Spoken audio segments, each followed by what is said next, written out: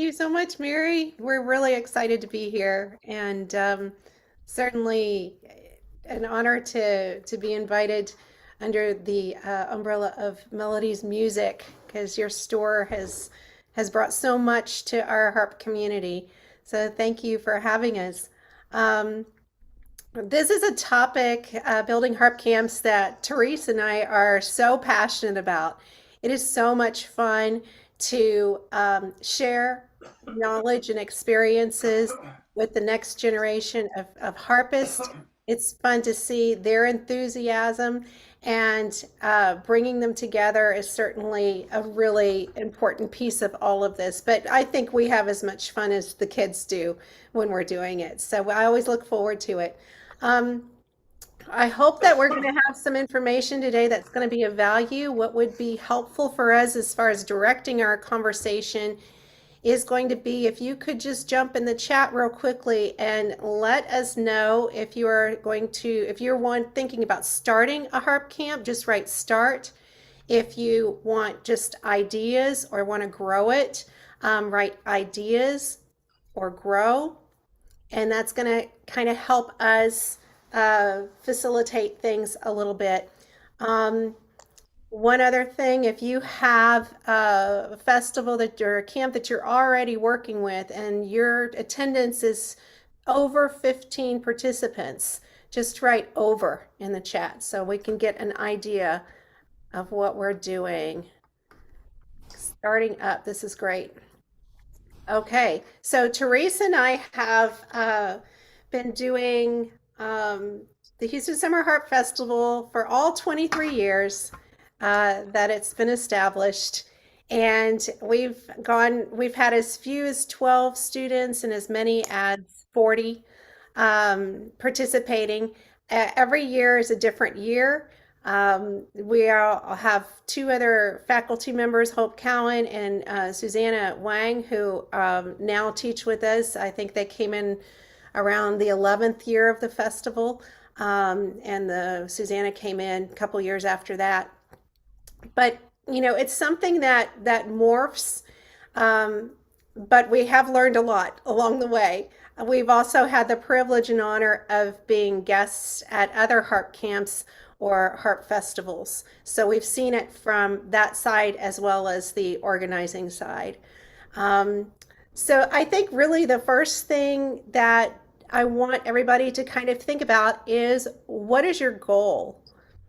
What are or your goals that you want for this harp festival? Um, for us, definitely bringing the students together who are playing a very isolated instrument, as we all know, was one of the big important things for us. Therese? Um, yes, because if the kids, if you're teaching, if it's for children and they are playing an orchestra, they're the only harp and they sit around and wait a lot. And this time, in a harp ensemble situation, they learn um, more about playing an ensemble. And even if they spend several months, excuse me, several months preparing the music before the harp festival, um, being in the community and hearing these other their colleagues, that's not the right way to put it, but seeing these other students at their level and maybe above working on this music, it really stimulates them and it accelerates their harp growth. They might, and they, if we have an opportunity and they play solos for each other, they might hear a solo that they would like to learn. Um, yeah, and we cover all sorts of stuff that maybe gets ignored in a harp lesson, like like tuning, or changing strings, and many things like that. Yeah, it gives us a chance when the kids are in school and so bogged down with their other activities and their homework and everything like that. I know I just really can't get around to everything, all the aspects that I wish I could. And having the harp camp allows you a chance to bring in some of those other aspects. Um, it's also, if any of you are at a school or a university, it's a way for recruiting, and a lot of universities have it there specifically for that reason. when I started it, the parents, my parents of my students were asking, can you give them some kind of summer activity? And now since then, camps have exploded and there's every camp for everything in the summer. But I think you still have families and students that are focused on music and want to be able to participate in a very unique way. Playing in a harp ensemble is not playing in a school orchestra. It's completely different. They can all talk about things that they relate to, like broken strings and having to move the instrument and all of those things. So there's a way that they can connect with somebody that they can't really connect the same way with if it's somebody else in the orchestra. And honestly, aside of those wonderful aspects, it was also a way for me to boost some of my summer income. And that's an important piece too, because it's a lot of work. And I needed to help kind of tie over some of those months. So I looked at it as certainly a win-win. So besides the besides all of that, when we were looking at the focus for the Houston Summer Harp Festival, and our website is houstonsummerharpfestival.com. We don't have it updated yet because we'll be opening registration next month. But I targeted the first things that you see on that page are exploring the world of harp, bringing young harpists together, developing skills, and fostering musicianship. So it's fine if the students in my studio and the parents that know me, they sort of know my teaching philosophy, which is I want to nurture the love of the instrument. And I think if kids are enjoying learning along the way, they're going to keep coming back for more. They're going to want to learn more. So it's important for families or students at this point, since we've grown so much, to have an idea of what we are all about right off the bat. So I think having those 4 points were the things that sort of surfaced the most for us in our direction with the Harp Festival.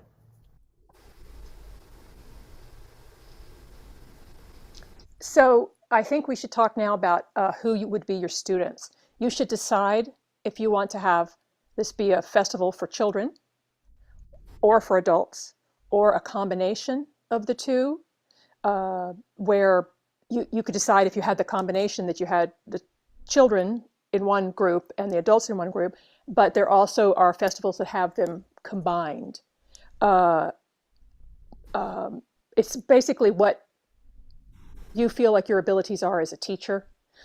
It can be very difficult to have a class that has adults and children together just because the learning styles and abilities are very, very different, and adults have a different focus than children do. Um, and are you going to have, what level are you going to want to have? Our Houston Summer Harp Festival, we have middle school and high school. And but they are divided. They mostly select what group they're going to be in, or their teacher helps them. And so we might have a high school student in with a younger group because the high school students just started playing the harp, maybe plays piano for years. Um, you could even have a festival where you were actually, whereas it was a 3-day learning how to play the harp. You would most likely need to provide instruments, and you could include the rental of the instrument, include that in your fees. But also you could get certainly your own students, your colleague students. I think it's really important, though, that if you're getting colleague students from your location, your locality, your area, make it very clear that this festival is not something you're not trying to have students move into your private studio. We have worked really hard on that. We have many teachers that in the Houston area that come that send their students to our workshop, and we are not interested in having them change to us. Now that has happened occasionally, and I think the best way to handle that is that if you have a student come to you and say, I want to start studying with you now, that you talk to their teacher, call their teacher directly, and so to clear that up, just to avoid any problems. Mhm. It doesn't come up very often. And No. I think, um, as far as combining kids and adults, um, I think there's pros and cons to that. I've also directed, I think, 11 festivals now under Harp Journeys for Adults. And I wanted to specifically come up with a curriculum for adult beginners and intermediate level, where they didn't feel like, the high school player was just playing circles around them. They have a different set of needs, and as Therese said, a different learning style as well. So I think it's always been nice to sort of separate them, but it doesn't, you can combine them at the same time. I think if you've got multiple teachers and you've got the adults in one group and the kids in the other group, it doesn't mean you can't have them all together. And that depends on the adult as well. Some adults don't care, they just want the opportunity to play. Um, but that's just some thoughts and ideas about that. So the logistics obviously are really important. We're going to go through a few logistics, and Teresa's going to start off talking about venues. So if you started your festival like really, really small and you had a big home, like let's say you had 3 or 4 or 5 students, you could do it a 3-day weekend and you could have it in your home. And you could even choose to have a final recital in your home if you had the right kind of space. But you could have it at your church or one of your students' churches, and you don't have to have the recital be in the sanctuary. It could be in the fellowship hall, or even I have done a harp ensemble recital in the bride's room, because there's a massive church that had a massive bride's room. It's kind of like a big living room.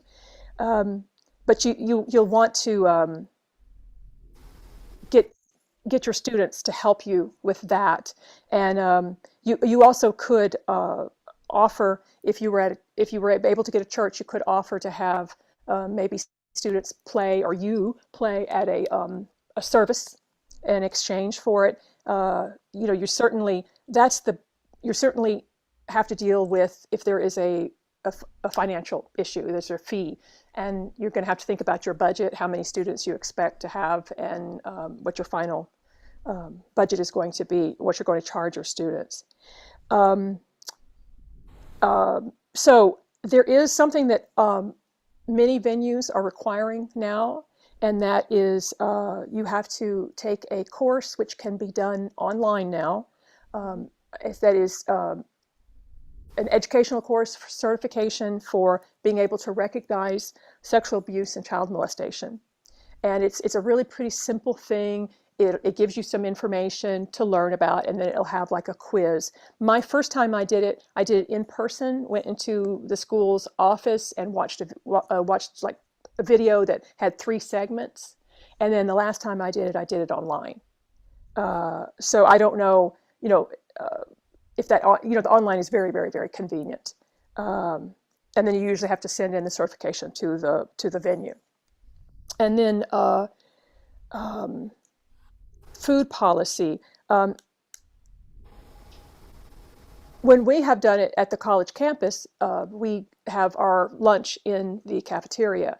But if you don't have that kind of venue, the kids could easily bring their own lunch. They're used to doing it at school all the time, and or if you wanted to get the moms to help out with that sort of thing, I think it's probably easiest just to have the kids bring their own lunch. We also have, after class, we also have snacks for them, and which is nice. But again, you don't have to do that because kids are used to bringing their own food.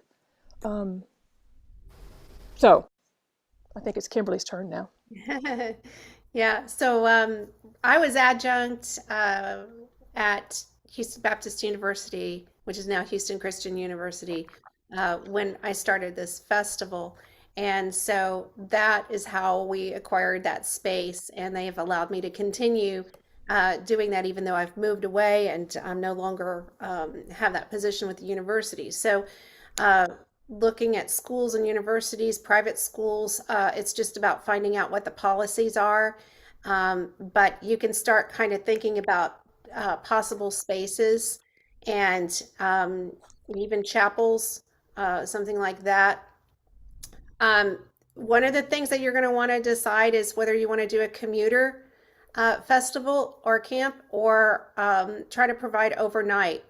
And when I first started, I did not want the responsibility of kids overnight. I just did not. And for several years, we were a commuter festival. Most of our students were Houston based, which worked out fine. It's still a lot of driving for a lot of the students, and I knew that we could have more students participate if we were able to give overnight accommodations. So before we actually started using the dorms at the university, and it's not required, they have a choice whether they can stay or commute. Um, there were some families, some of my own families in my private studio who hosted a couple of out of town harpists. And I decided to stop doing that at one point just because of, more awareness, and people, you never really know, and just not having issues, not having potential issues from the families if something did come up within the host family. So we opened up the option for the dorms. Um, I had thought also about getting like an Airbnb for some of the kids, and maybe that's your venue as well. And then the ones who can't commute would be able to stay at the Airbnb. Those are just ideas. So ours is a hybrid, and it works out really well. We typically have about a third of the students who do come in and stay in the dorms. We do have out of state, we have a lot of out of town students, and this is the only way we've been able to really accommodate them. We would not have been able to get them so far. So one of the things too that the university requires, and I think probably a lot of churches and other spaces will too, is liability insurance. And that is really not that hard to get. The company that I've used, that the university, since they're all the camp people too, to get their liability insurance, is All Risk, ALLRISC, All Risk. And they just want to know how many adults are there, how many kids are there, what are the dates, and then they accommodate the requirements that the university knows, and I pay about $360. So that's for 6 days, because we start on a Monday and we end on a Saturday. We do our finale concert at 11 o'clock on a Saturday morning because we have a lot of out of town students. And it's easier for parents to drive in early and see the performance, and then pack up the car and drive back to where they're coming from. I think also having something at the end of Friday as far as a finale concert, when you have a festival this as long as ours is, the kids are awfully tired, and we are too at that point. And to have them performing when they're a little more refreshed is helpful. But the liability insurance, don't be surprised if that comes up when you're negotiating with your venue. And then just be really clear as far as the fees. I have to sign a contract with the university, and a lot of places are going to ask for that, which is not a bad thing. It's just, don't be surprised. And then there are, a few other considerations that you want to have when you're choosing your venue. Yes, like how easy is it to move the harps into the rehearsal rooms? And like if it's going to be on the second floor, it's you're going to have um, an elevator unless you're using really, really small harps. Or are you going to, is the where you park and where you go in, is it really, really, really far away? People are going to need a harp dolly for that sort of thing. And you need to tell your students, your potential students about that. Um, And is there going to be a secure room or rooms, depending on how many people you have, to lock the harps away at night? So everybody is feels safe about that. Um, our students do not take their harps home at the end of the day. Um, I think maybe one kid has done that once. Um, you have to decide your number of days. I would suggest start off small first, but and you also you how many students are you going to expect? I think Kimberly already mentioned our. I think she mentioned our first year we had 12, and we've had as many as 40. And I was looking at some of there's a couple of questions in the chat, and somebody was asking about age limit. So our Houston Summer Harp Festival is middle school and high school. And our ability requirement is that they have been playing the harp at least a year. And we tell them when they order their music that they don't have to play everything. They can play just one hand, or they can just play the downbeat of every measure. It's more important that they learn how to play in an ensemble. We also suggest, like, if you have been playing these particular solos, which are we choose things that are common for middle school kids. If you're at this level, get in this group, and that helps them self-sort. And I believe their teachers help with that as well. There's only been a few cases where, because everybody has decided to learn Harp 1 and nobody's learning Harp 2, that we have asked students to say, hey, the really advanced ones, hey, can you just right now switch over to Harp 2? And they always seem real willing to do that. If they're not comfortable, then the teachers jump in Yeah, yeah. because we don't want to put anybody on the spot who worked on one part and is not at the level where they're comfortable switching on the spot like Yeah. that. So a lot of times we've had teachers supporting the performance, just to kind of help the kids feel more comfortable. And we also tend to use, I know, especially with the younger level, I tend to play with the students a lot because that just helps them hear things and learn things faster. Um, Usually don't find it as much as necessary with an older group or a more advanced group, but it helps a lot with the younger ones. So I would certainly suggest you consider that when you're working with a specific part, or when you're trying to get them all to play around, then play together, then you can jump around on that. Um, so with registration, the next thing I have on the handout is forms, because we've kind of had to evolve over the years from being a little more relaxed to being making sure that we're covered with things and that the students are covered. So I use the way we have registration is they do register online.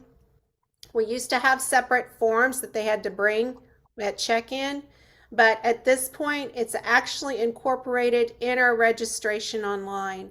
So they can't actually register unless all of those items are filled in. And that has helped us a lot with our paperwork to have all of that taken care of and all of that information together. Um, I think I do have an example. Mary, go ahead and go ahead and post. I just did a quick PDF of part of our registration that includes these forms, if that will help anybody with wording. Um, it's important to get a list of the food and allergies as well that students have, and the medications or any medical conditions, just so that we can, again, if something comes up, we're not caught by surprise. We're not trying to label kids, but it helps us to teach individually and as a group. And then, Therese, you want to talk about the instruments? Yes. For students that have come from out of town, um, we have been asked to if they could rent a harp sometimes, and we charge a nominal fee for that, and the the student that is renting the instrument pays the owner of the harp directly. It doesn't go through the registration form or anything like that. Um, our ensemble, we have lever and pedal harp, and our our our younger group, we always did all of the music is lever harp. Mhm. And but we do have students in that group that play pedal harp, and frequently in our more advanced group, um, our pedal harp arrangement might have a part that is playable on lever harp. We are totally inclusive of all sizes of harps. Um, And that's just what we've chosen. I mean, I know some college recruiting festivals where they want high school players who play pedal harp. So again, it goes back to what's your focus and what is your goals? Who are you trying to serve? yeah, We do have rental agreements. Oh, and with the forms, I should jump back because that kind of ties in with the instruments. We have an instrument release form so that when they leave that, we're not liable, the school's not liable, nobody's liable for any damage or anything stolen. Once it's left, they have to sign that release form. And if you have a renter, then the owner of the instrument would be signing that form. Uh, and that's just to cross all our T's and dot all of our I's. We've never had any issue with any damage to a harp. So, but I think it's important for the families to see that going in to it.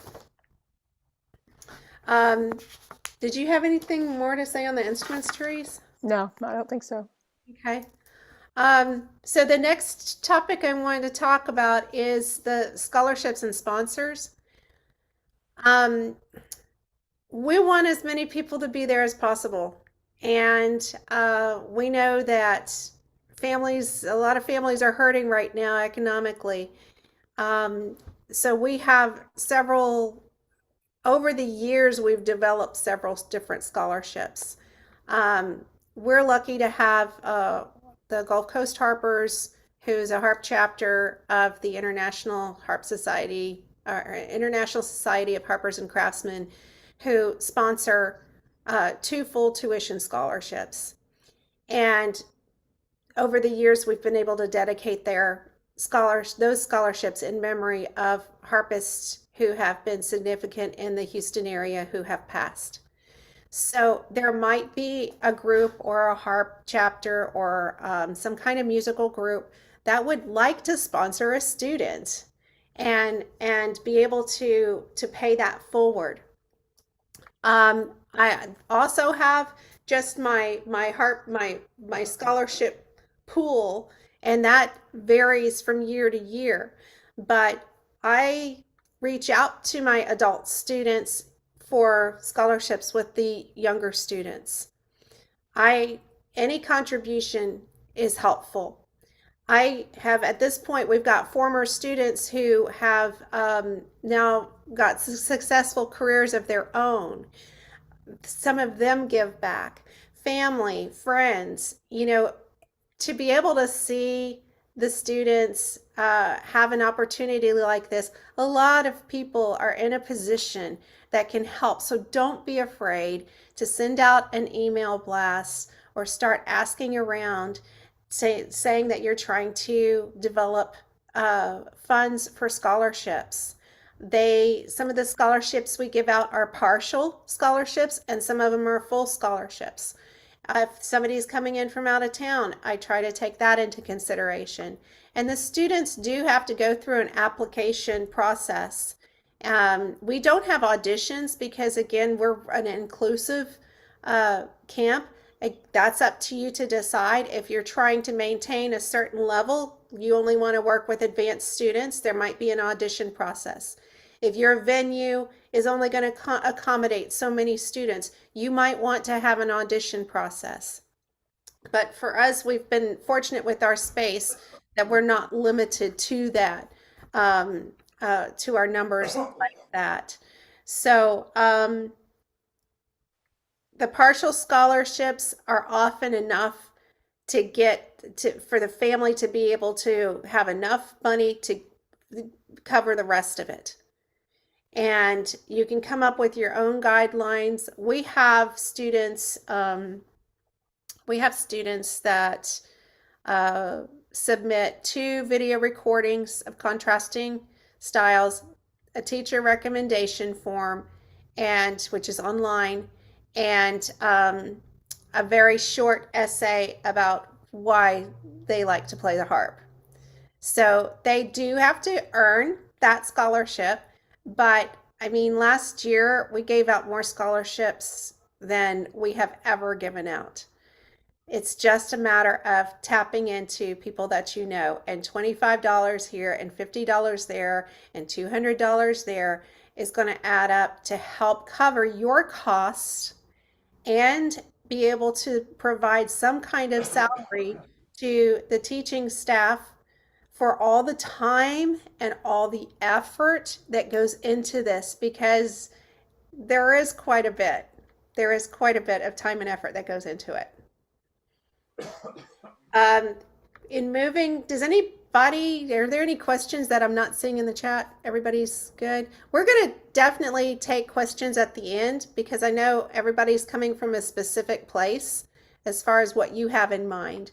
But right now, we're going to move forward and talk about the ensemble repertoire, which, as Therese mentioned, we make sure that it is lover harp friendly.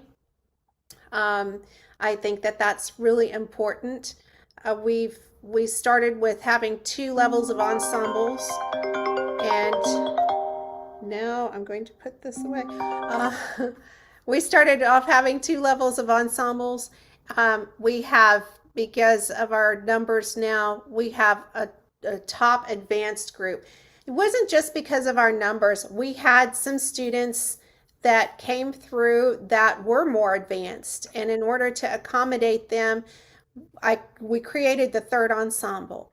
Now, prior to that, in order to keep those more advanced students interested, they played with the upper level ensemble, but the more advanced students also got 1 or 2 pieces extra.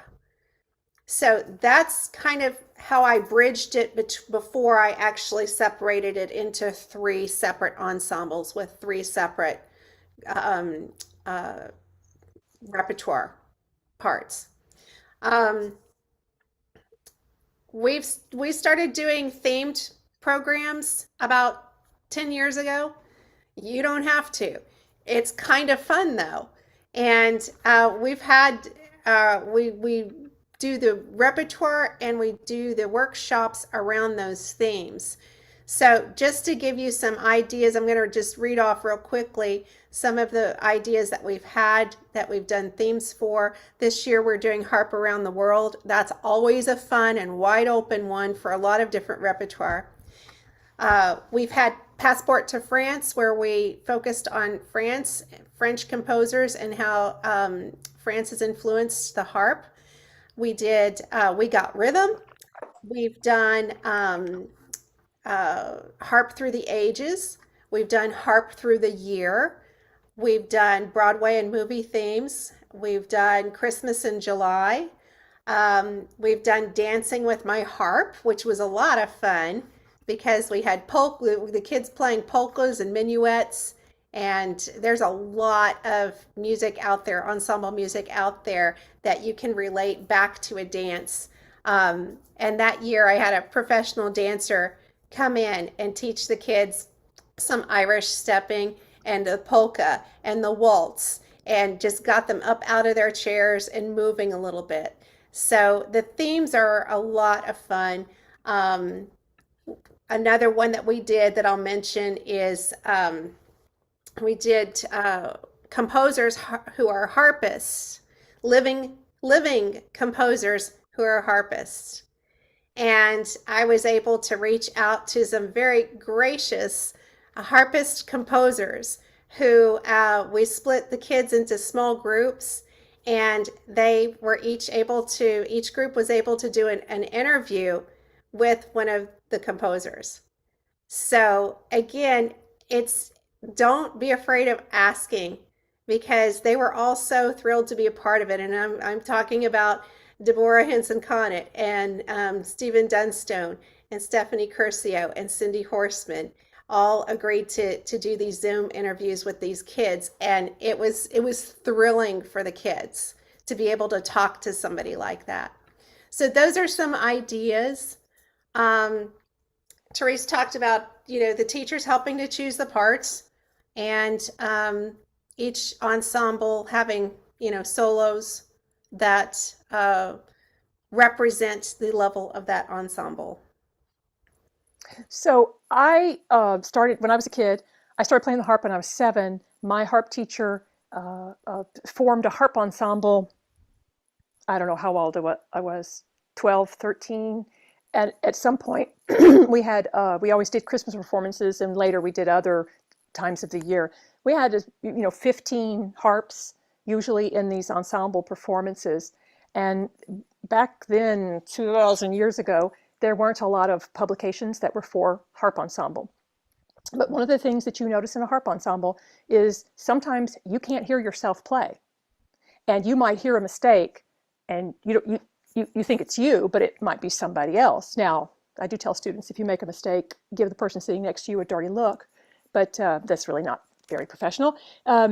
So, speaking as a person who has had experience as a student playing in harp ensemble and now as a teacher teaching ensemble, I my personal philosophy is I would rather have the harp ensemble parts be easier than that student's solo level, because they are doing a whole bunch of different new, sometimes new things. That is, playing an ensemble, trying to learn how to follow a director, and just the nervousness of performing in a group with a very limited amount of practice time. Now, I know some teachers believe in giving a challenge and having it be harder, but I think that can lead to a very unfulfilling performance for the student if they feel like they're hanging on by their fingernails. Also, I think it is better to choose fewer pieces than more, because if you have fewer pieces, you can work on musicianship skills, which is something that is very important to me. Like, let's follow the director. Let's think about dynamics. Let's think about playing expressively. Think about, when I have the melody, I need to play it out. But if I'm playing accompaniment now, I need to play softer. Um, that's really, really, really important to me. Now, another thing we do with the harp ensemble music is, we have, this, 1, 2, and 3 groups, and they all have their individual music. But we have several pieces that we've done for many, many, many years that everyone learns, and they form our finale. And one is the triptych dance. That's a very, very easy piece. I really recommend you use it.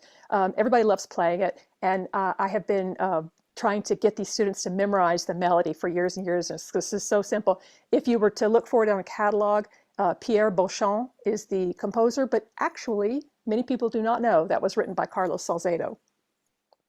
Then the other piece we do is a piece called Clog Dance that I learned at a workshop decades ago. And I teach it to the students by ear, because it's a theme and variations. And the first year kids, they can learn hands together and just play that particular theme over and over and over, while the students that have been there for several years, they've learned more and more of the variations. And they seem to really, really enjoy that. So we've made that a tradition to end our concerts every year with those two pieces. So the returning students enjoy that because it's something that they know, and it's part of a tradition. It's part of a group. We have about 50% students returning and 50% new each year. I love that ratio. That means we're doing something right, but we're continuing to generate new interest from other harpists. I'd like Um, to say one more thing about the repertoire. This is from a question that someone left in the chat. And feel free to write any more questions you have in the chat. And that was someone had asked about therapeutic harp. Um, Neither of us are registered certified therapeutic harpists. There are several programs um, here in the US for doing that. So I think that if you wanted to have a therapeutic harp workshop, you might want to be involved in those organizations. I think you don't have to have a therapeutic harp certificate or registration thing to go play at a hospital or a nursing home.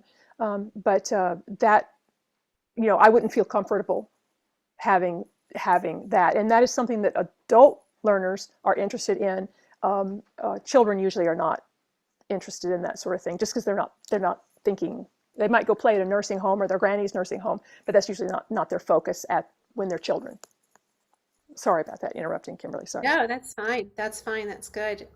Because it does kind of swing it back. We're focusing a lot on kids, but when I've organized the adult festival, it's a different curriculum, and there is a lot of interest with therapeutic harp.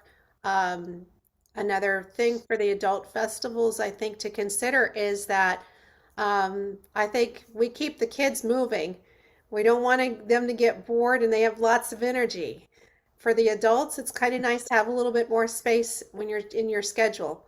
Have your coffee set up or your water and some refreshments so that they have a chance to connect more socially that way. Um, that's an important difference, I think, between working with the adults. Just give more space in between your activities with that. Um, I guess moving on to curriculum. Yeah. Mm-hmm.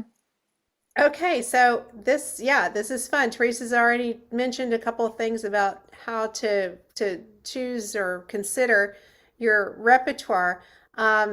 With the theme, if you have a theme, it's really fun to come up with the workshops. I just went ahead and typed up on the handout, which Mary has posted in the chat, some of the ones that we've done over the years. And I'm lucky because Teresa's specializes in historical harp and Celtic harp, so she gets to do that and bring that element in.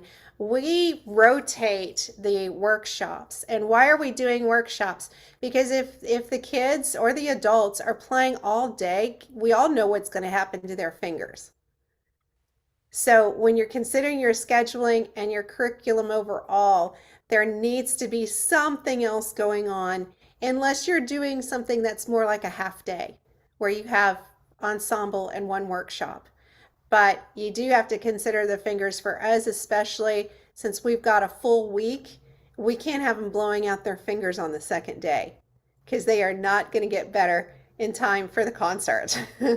So it's fun to incorporate some of these other ones. I'm not going to read through all of them, but I'm going to highlight a couple of them. The teachers' performances, whether it's for adults or for students, I think they really enjoy hearing what we play and how we play it. And it doesn't have to be a long program. 20 minutes just gives them something to really be able to take in. Um, our mock wedding for the kids is one of the highlights. So we do a workshop on weddings, and we talk to the kids about, especially the older kids. Sometimes we have something else for the younger kids. So we split them up. Sometimes the younger kids are learning how to tune and put a string on, and the older kids, some of whom may also need to learn that, are in a wedding workshop. So at the very end of after our dress rehearsal, we do a mock wedding. And that was kind of concocted over dinner with Therese when we just thought of every wedding, everything that went wrong in every wedding that we've ever played and our friends, and we put it all into one skit. And the kids have a lot of fun. It gives them a chance to just kind of have a little bit of a blowout and be silly at the end. So that's really fun. The guest presenters are, I think, an important piece as well. Um, we've had somebody come in for music therapy and therapeutic music, and to the younger camp, and there are some kids that really resonate with that. I think it's just important that they be exposed to as many different things as they're finding their way through their musical journey. And we also figure it gives us a break and they get to see a different face. So I always try to work with someone's strengths, and that includes the faculty. So Teresa's specialties, of course, I'm gonna want to spotlight that. If we've got somebody else who specializes in another field, then I want to bring them in as well to have these conversations with these students. And Um, these workshops, so like in a day, there's going to be two harp ensemble time periods, and there will be one or two of these extra things. However, sometimes we have an after school workshop that is like 1 or 2 afternoons after the regular workshop is over, the regular day is over, and that is an extra fee. And that can be a great way to boost your income too. And it sometimes when we've had that afternoon after school class, they have performed, if they've learned something or composed something, they perform it on the concert on Saturday morning, which is really, really fun. mhm. The skits are another thing. I know a lot of you put in that you were looking for ideas. The skits are really fun too. We split the kids up into small groups. I don't do this with the adults, but with the younger kids, we split them up into small groups, like four, three, four, five students, depending on what our numbers are that year. And we try to have the group have younger, the whole age group, so that you don't have just the older kids and just the younger kids. Right. We really try to mix them up. So for years we did famous harpists. So they each had to research the famous harpists that they were assigned and then come up with a skit for it for the end of the week that they presented. So, they were doing Salzedo, they were doing Harpo Marx, they were doing O'Carolan. And they really have a lot of fun with this. Over the years, we've changed it up. We've had them do composers. We've had them do, what did we do? Um, I can't remember. I'm blanking out now on some of the other ones that we've done. But to give them something to research, and not long, like they get 2 half hours on 2 different days and then the presentation. And we bring some props for them to play around with. It's another activity outside playing that is fun for the students, and it gives them that chance to connect, because when they're sitting behind their harps, they can't have those conversations with each other at that time that way. So, And um, they always get a list of the things that they need to include, because we need to learn something, you know. So it's guided, yeah, right? So for famous harpists, when did they live? What was their main contribution? Did they write any music? Can you play a few measures of harpist? Um, it's guided. yeah. So I think one year we didn't have time to give them a chance to do the skits. And here's an idea. We raided Teresa's home and came up with a bunch of bags of just different various Oh my. things. And then we divided the kids up into small groups and handed them these random items and told them that they had to present something that had to do with a harp with those items. Oh, and they always have to. They have to. Somebody has to play something on the harp. Yeah. Yeah. So just ideas, just fun ideas.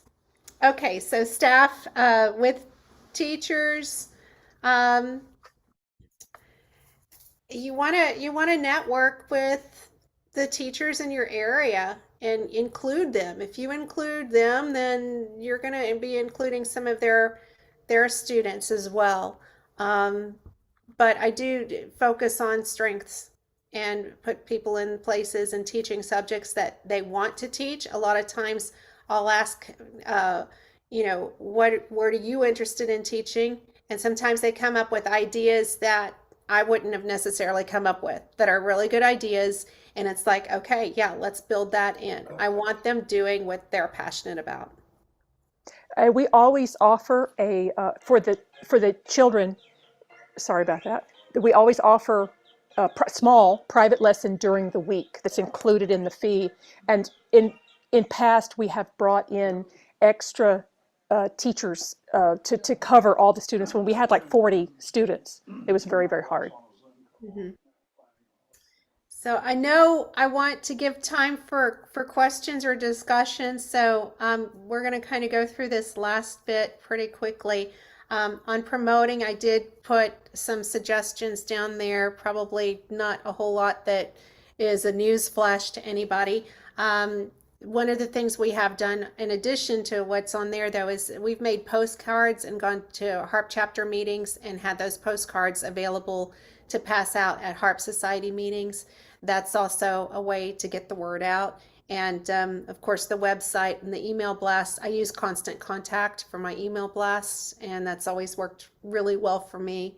You want to come up with some kind of timeline. If you're ordering camp t-shirts, you need to figure out how much time they need.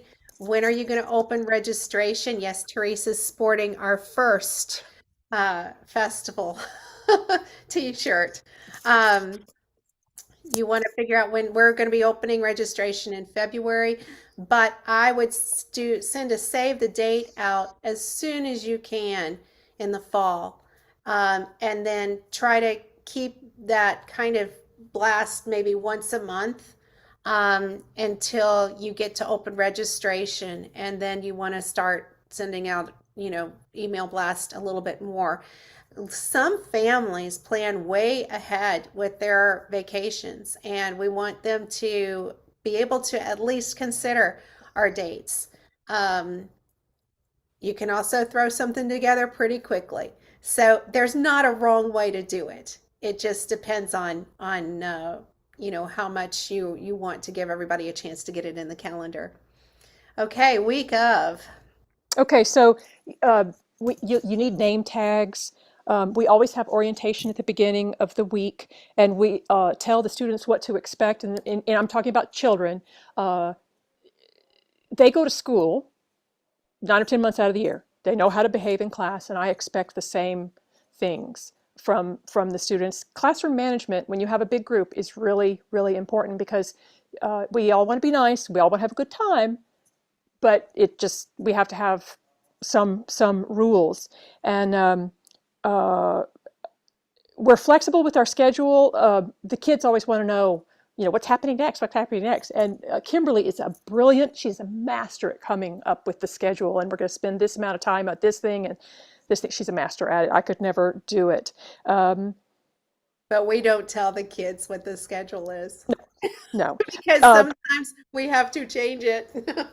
Yeah, and sometimes on the first day or two, we might have a few tears, especially among the young kids, that maybe this is the first time they've ever stayed away from home, or we've had a few kids that are really, really, they want to strive and they want to be good and they feel like they're not good enough, and there'll be a few tears, which always gets me, ugh, I don't know how to handle a child's tears because I don't want to make anybody cry.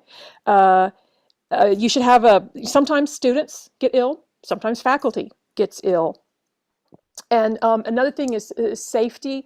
I don't have children of my own, but I feel like if I am given responsibility of taking care of these children, that I don't have a right to be flippant about their safety. And when we all walk to the cafeteria together, and then sometimes the kids want to come back. They've finished eating and they want to go back to the classroom. They are not allowed to go back unless they're in groups of 3 or more. And we have rules about where they're allowed to go, where they're not allowed to go. And if you have students stay on a campus, you have to have chaperones and you have to have very strict rules for everyone's safety. We do try to have, it's helpful if one of the parents can be there to help out. One year, several years actually, we actually had a parent who was a nurse, and that was nice. That was nice to have that. It's not required, certainly, um, but you just have to be able to communicate with the parents and communicate with the kids too, because sometimes the kid will text their parent, their mom, about something that upsets them, that they may not come and tell you about it, and then you'll get a message from the mom saying, what are you doing to my child? Or my child has this concern. So you just have to be really, really flexible. We want to always have a supportive, encouraging environment. We like to have giveaways. I Yeah. I do giveaways with my old journals. Um, We've contacted the Harp schools. companies, the Harp businesses, and had them send us catalogs or send us pins or, swag.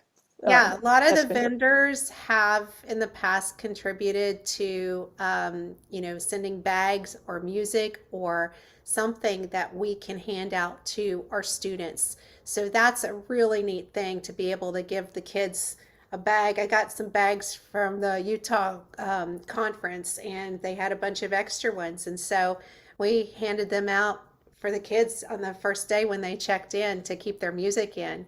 So you again, just don't be afraid to ask that. And I'm going to circle back around to one thing real quickly, and then we're going to open it up for questions. With orientation, um, I know at that age I was extremely shy, and it would have mortified me to stand up in front of a bunch of kids and have to tell them about myself, why I started the harp and, what school I go to and that kind of stuff. So we pair the kids up preferably with a returning student and a new student, and they interview each other, and then they introduce that child to the rest of the group, and we do that on the first day as orientation, and I give them enough time to kind of get to where they're talking back, and I suggest some things that I want to know about them, and how did they get started in the harp, and do they have a pet, and just things like that, just to get them talking to each other. And we have found some surprising connections. Like somebody's into horseback riding, somebody else is into horseback riding, and Yeah. it helps a lot Yeah. with What are your friendships. favorite hobbies? Yeah, absolutely. So that's a good way. I know there are a lot of different icebreakers. It's really good to do that and give the kids a chance to kind of talk and open up a little bit. So, Therese, if you don't have anything else more to say, if you we can either on the chat or if you want to raise your hand, let's I know again, everybody has a different situation that they're thinking about, and maybe we can throw some ideas out there. So, does anybody have any questions or discussions? You can just unmute yourself if you have a question and just ask it.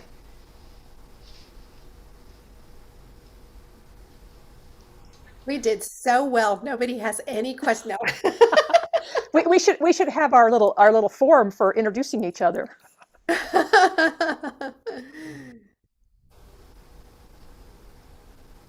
I think you were very thorough. Okay, well, I know everybody's got a different situation though, so And I guess I have a question for other people. Oh, Helen, did you have a question? Yeah. Yeah, Okay. hi there. Thanks. Thank you for your that was a really interesting presentation, and it's given me a lot of ideas. Australia, I'm in Tasmania here in Australia. And we only have a fairly small population here, so I'm not sure that we would have, something as big as what you're saying, but certainly, where I live, perhaps a day workshop would be something that I'd be looking at doing. Where do you get your music from, and how do you handle oh, copyright and all of that sort oh of my stuff? gosh, thank you so much. That was like I had that start on my page and I did not do Yeah. that. Um, we choose the music, and then honestly, I usually run it by Mary because I have had music in my files that is no longer in print. And before I put it out there as required music, she tells me if she can get it or not. Um, so usually the students buy their own music.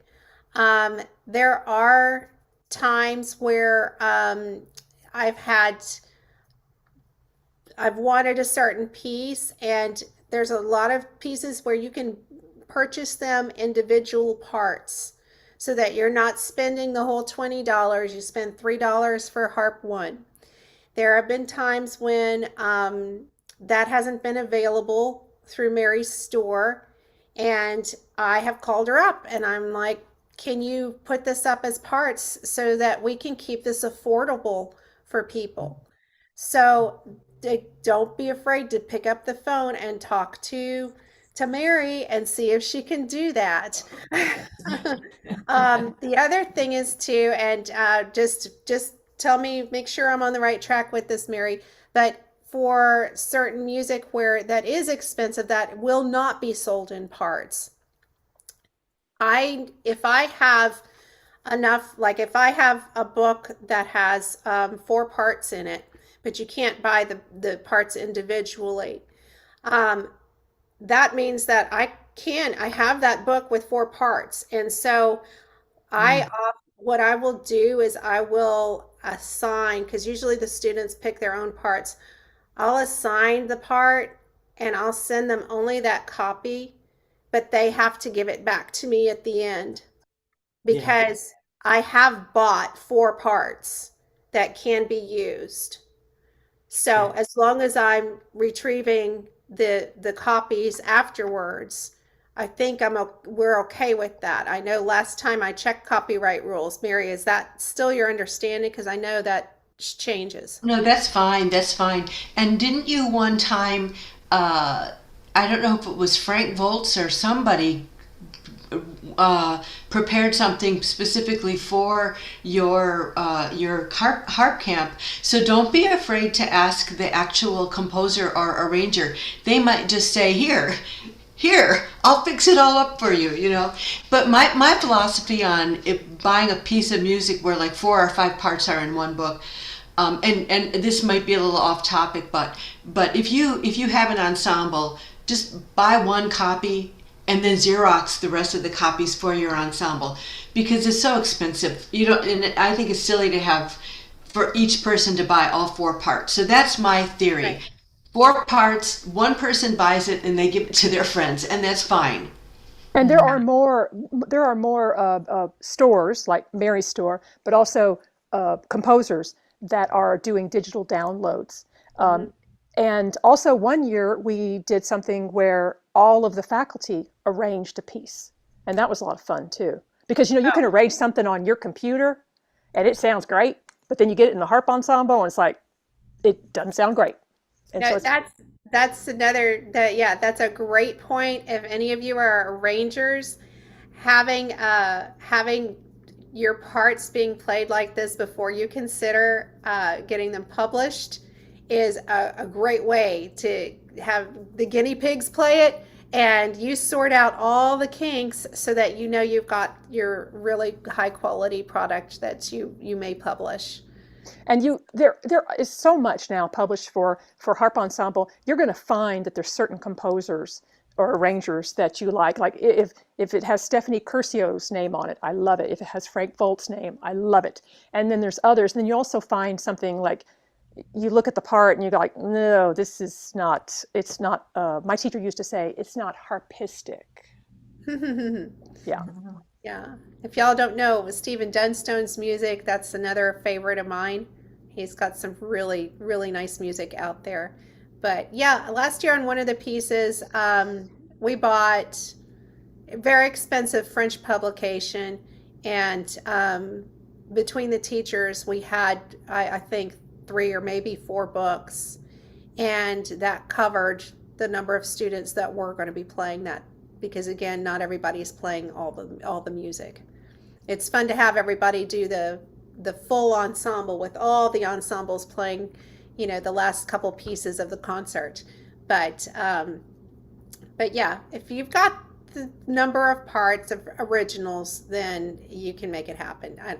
Not everybody needs to be buying, not everybody can, but see if you can buy parts.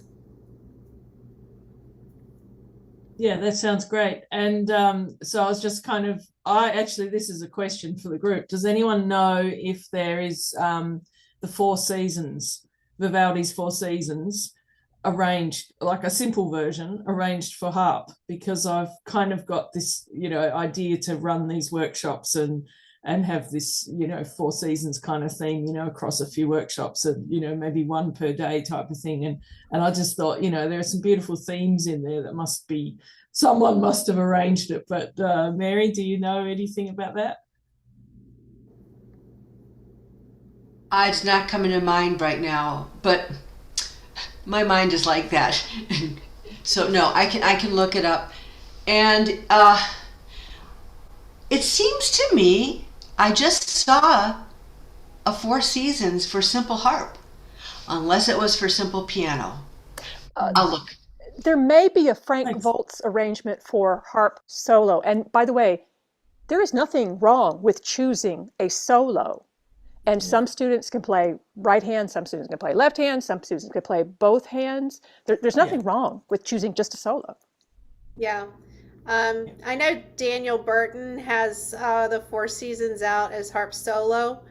Um, that might be something that Yeah. you could take as an arrangement.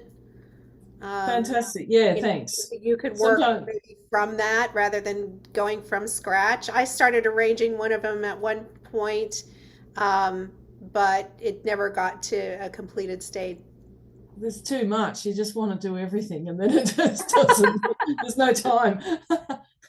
Yeah. Thank you. Thanks.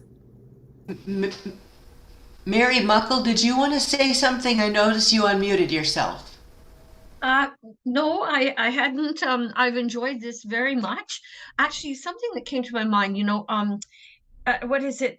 Bouchaud's book. There's an arrangement of a harp ensemble, two-part of Vivaldi concerto for one movement, the Andante, for two mandolins, which is really quite lovely. If you're looking for something by Vivaldi. Great. Great. And Mary Muckle has a book on ensembles. It's a big book, and it's fairly new. And she has made a lot of ensembles too that are very good. Yeah, it's my So passion. yeah, it is. Ensemble. It really is her passion, and it's an ensemble tutorial. Oh, cool. Yeah. Mhm. Thank you Oh, for doing that, Mary. yeah, Oh, I want to look at that. Yeah. she worked on it really hard. I And you think helped. You helped with the editing of it, though, for which I was very grateful. And you were a very, very particular proofreader. And she went and Indeed. reproofed everything. It was very Yes. good, very well done. Yeah. Thank I you. think I think in choosing music, just another thought when you're looking at parts, like if I've got a younger or less advanced group, I'm not gonna have all the pieces that I pick have three or four parts because there is power in numbers. And at that level, they need that support of having, more than one or them being the only one playing that part because they're hearing these things that they're not used to hearing. They're used to playing their solo and their lesson. And so now they're hearing all this other stuff and they're trying to sort through that.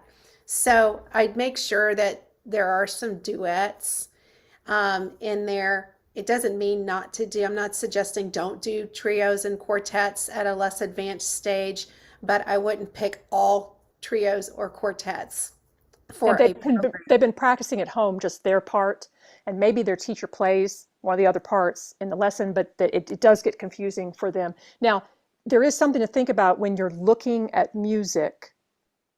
There, we did an arrangement last year of the Debussy First Arabesque, and Harp One, you know, had the main part, and Harp Two played accompaniment, but then it switched, and then it switched. And when you have a lot of very different levels, your more advanced students are going to pick what they think is the harder part because they want that challenge. But then when the less advanced group plays the melody or the accompaniment, it kind of disappears. So it can be easier to have, like this part always plays the accompaniment and this part always plays the melody. There's advantages. The switch is nice if you know that you're going to have equal skill levels. And we don't know walking in what we're going to have. We can have really advanced group that graduates, and the next year we don't have anybody that's that advanced. So I like picking pieces that have multi levels within the parts so that you Mhm. do have a more advanced one. And I'm not saying don't pick an arranger that likes equal parts. And I am speaking more for like the intermediate advanced levels. But I just find that with our wide range, and not knowing the students, and not like they're all coming from my studio and Teresa's studio at this point, and we could look and say, oh yeah, piece would be great. We can't tailor the pieces to the students specifically.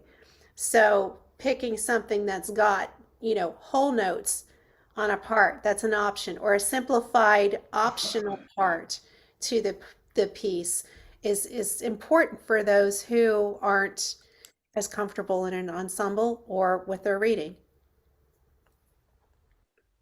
And I think someone mentioned before, maybe Therese, playing lower than what the solo level is. So it doesn't matter if it's that little bit less than something that they might have worked on for, 6 months. It's more coming in at that level and being able to get some success in that group on that day. Yeah, and being able to walk away from an ensemble that you've worked towards an ensemble camp or festival, and to be able to walk away with a solo, I mean, that adds the longevity.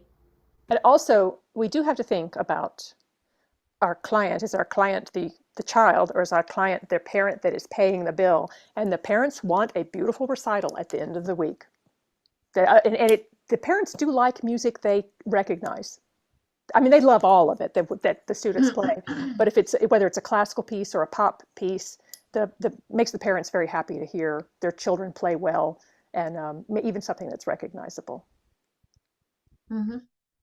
And the adults just want to have fun. I mean, they all want to have fun. That's it. I mean, we just want to have fun with it.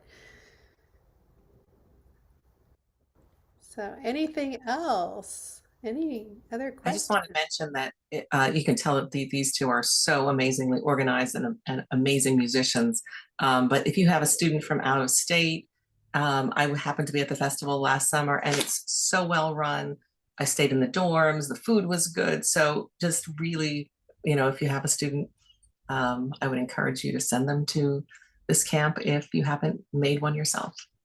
Yeah. Miranda was one of our guest presenters, and we've had guest presenters on Zoom as well as in person. And it's nice to have Zoom as the option now because that opens up a lot of other possibilities. But Miranda did a wonderful presentation and performance on Grand Genet's music, which fit right into our French theme last year. And then she also led a expressive terminology quiz. They had a quiz they had to answer and pronounce the French words in the proper pronunciation. It was a game show sort of thing. Well, thank you, Mary. Thank you all for listening to us. Thank you. Yes. We have our contact information on the handout. Feel free to contact us directly if you think of anything or have any other questions that we might be able to help you with. Thank you both. Therese and Kimberly are going to be hosting from now on, and I'm so happy about that. Next one is Simber Lily Quinn, and she will be doing the IMAC Perry Play the Blues. It's a taste test for her class. And then Charlotte Meisner, who is on right now, she's doing tips for technique. And after that, Anna Dunwoody is going to be talking about repertoire. And then after that, I think in May, Laura Sherman will be doing a Bach presentation. So we've got some nice things lined